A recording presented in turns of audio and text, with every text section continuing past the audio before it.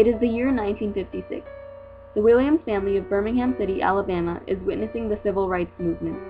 Birmingham is the worst city an African American can hope to live in. The members of the family are Stephen Williams, his wife Joanna Williams, and his two daughters, Sheila and Gloria. Not a day passes by where the Jim Crow laws and segregation do not come to haunt them.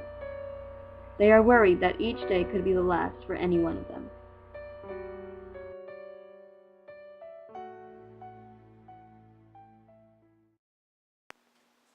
Mother dear, when did you say Father would be home by? I'm sure he'll be home soon, don't worry about it. But he never comes home this late. Boy, What happened? stop worrying and have your dinner. I'm sure he's fine. Pass me the potatoes, please. Mother, I think I hear someone at the door. Sit, I'll get it.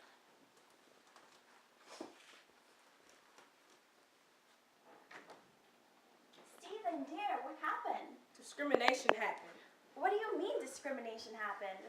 I was walking home from work on the wrong side of the street, and the police officers, well...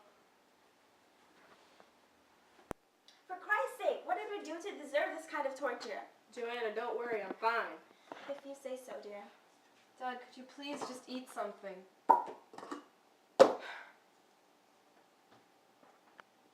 I'm not a little girl anymore, Father. I know what this is all about. These damn Jim Crow laws are ruining our lives. Sheila Diane, watch your language. No, I will not watch my language. I'm old enough to say what I want. I have every right to do so. And I just can't believe what these white people are doing to us. They're ruining everything, and I just can't deal with this. Don't you dare walk out of this conversation!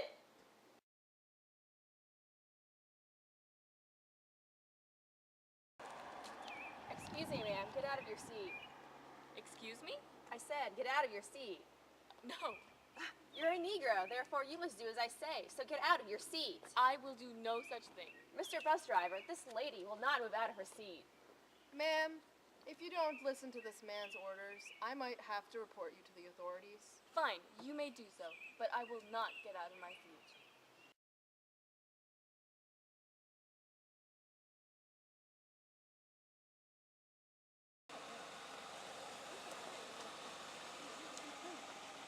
Come on, people, this has been going on for a year now.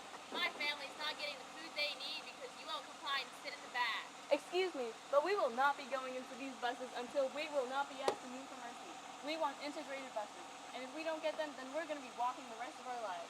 How dare you talk to me that way? You're going to be walking to work every day with calluses on your feet, you Negro. Let's just go.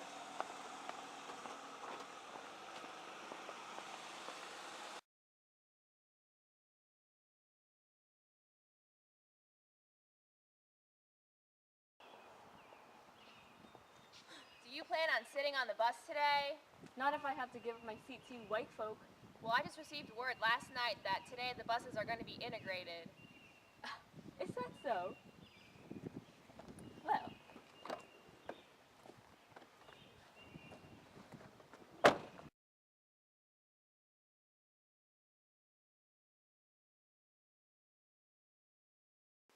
Sheila, can you please stop attending these protests? Violence is not the way to go. You have to stop listening to Malcolm X. Well, what do you want me to do? Just sit there and practice nonviolence, which is supposed to be all great, but it's not doing anything for us. We just stand there and watch white people ruin our lives. How?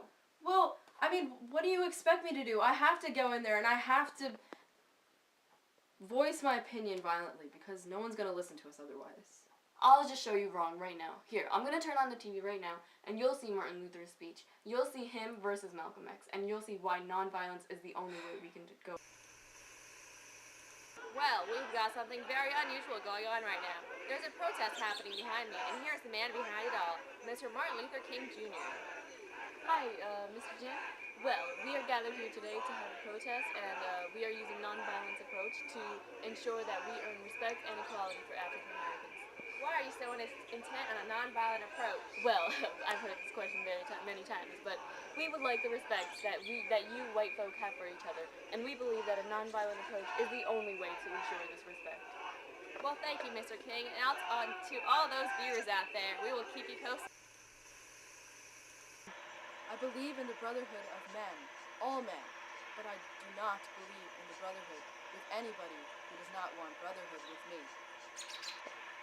I believe in treating people right, but I'm not going to waste my time trying to treat somebody right who does not know how to return the treatment.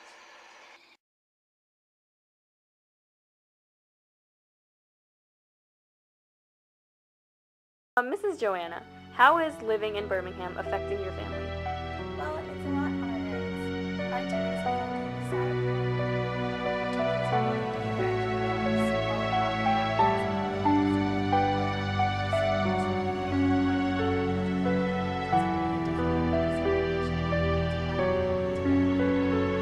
Mr. Stephen Williams, what is your opinion about Caucasian Americans? I don't see how they really differ from us. We do the same things, eat the same foods, but yet we're still being treated differently. We don't deserve it. Miss Sheila Williams, what is your opinion about nonviolence versus violence? Well, I used to be a supporter of Malcolm X myself. I used to think that violence was the only answer because our questions and our protests were not being heard. But now, after seeing the speeches of both Malcolm X and Martin Luther King on television, I've changed my mind completely, and I feel that nonviolence is the right way to go because it is smarter and it's more effective rather than throwing our fists in the air wildly because that only results in more strife. Miss Gloria Williams, what do you think about violence versus nonviolence? I've always thought that nonviolence is the way to go. I never even understood why my sister thought that violence would help us achieve equality. Martin Luther King is treated African Americans the same way we treat a white person. He's treated them with respect, disregarding how much the white Americans disrespect us. And so that's the only way we can only give the respect that we want to expect from them.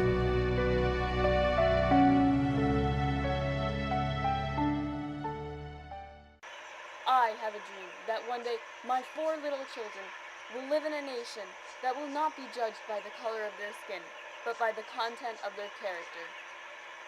I have a dream that one day the state of Alabama will be transformed into a situation where little black boys and little black girls will be able to join hands with little white boys and white girls and walk together as sisters and brothers.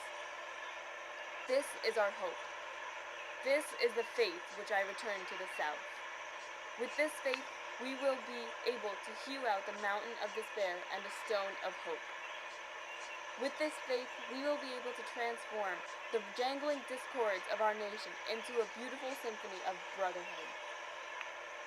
With this faith, we will be able to work together, to pray together, to struggle together, to go to jail together, to stand up for freedom together, knowing that we will be free one day. Oh, look, Mother. Brown versus Board of Education. This is saying that our schools are going to be integrative now. Well, I never thought I'd see that day.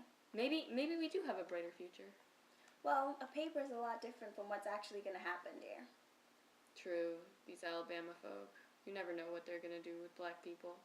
They've already hurt Daddy, and I don't think we're going to find our schools much like they were right now. Don't get all worked up, dear. I'm sure everything's going to be just fine. We'll see, Mother. Did you get a paper this morning? No, I don't think we're going to get it. Okay. Father, today's newspaper is here. You want to take a look? Dr. Martin Luther King, American black civil rights leader, has been assassinated. What? He was shot dead in Memphis, Tennessee. He was shot in the neck as he stood on a balcony and died in the hospital afterwards. Reverend Jesse Jackson was on the balcony with Dr. King when the shot rang out. Wow.